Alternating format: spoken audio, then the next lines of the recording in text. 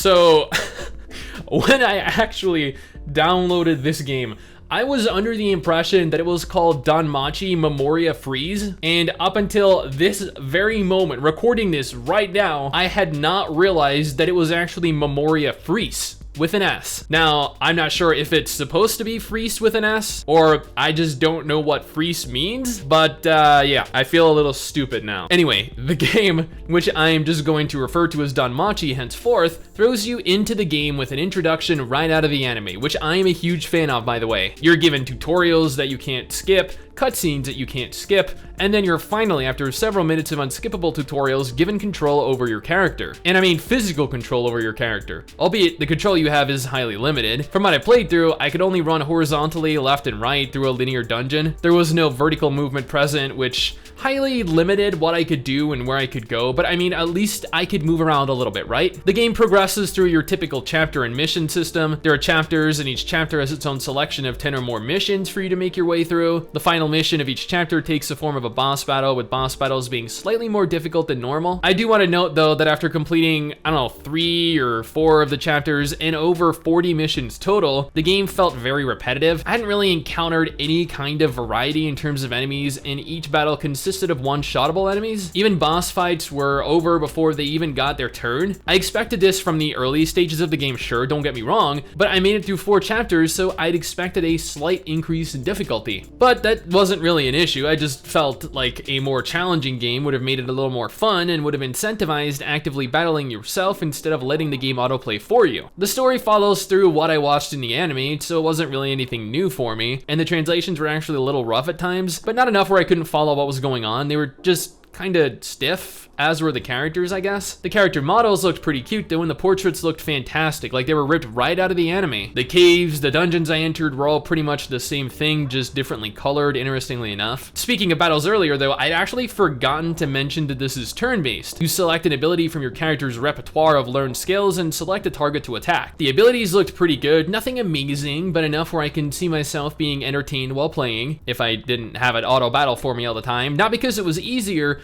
but purely because it was, well, I mean, just not very challenging. Overall, this is kind of a faithful interpretation of the anime. I had some fun playing through this, but I would definitely not dedicate time to this long term. Not because it's bad by any stretch of the imagination, more just because it isn't really as good as some of the other games that I dedicate my time to. But this is my opinion, my impressions of the game. What do you guys think though? Have you played this? Is this something that you might be interested in playing? Let me know down in the comments below and let's talk about it. Anyway guys, that is it for me. Thanks for watching. Hopefully you enjoyed the video. Don't forget to subscribe for more content like this, and I'll see you all next time. Peace. Someday soon I'm gonna make it. Yeah.